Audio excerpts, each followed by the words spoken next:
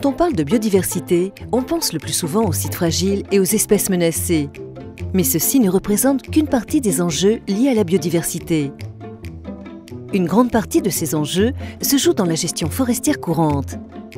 En adoptant des pratiques sylvicoles adaptées, il est possible pour une commune forestière de donner un sérieux coup de pouce à la biodiversité.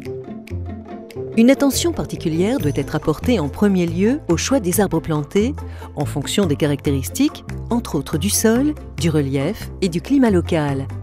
Le mélange de différentes essences d'arbres est un excellent moyen de favoriser la biodiversité.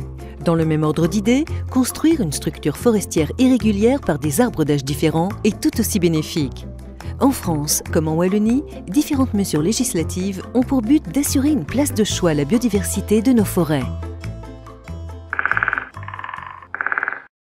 En forêt communale, le Code forestier a prévu une série de mesures spécifiques, comme le maintien de bois morts, le maintien d'arbres à cavité ou la constitution de lisières en bordure externe des massifs, de lisières arbustives. Un autre facteur déterminant pour la biodiversité est l'équilibre forêt-gibier qui doit impérativement être respecté. Une surdensité de grand gibier peut avoir sur elle des conséquences désastreuses. La forêt communale étant également un espace de détente et de loisirs, il est important d'informer la population de la bonne conduite à y adopter afin de permettre un accueil du public sans dommage pour la biodiversité.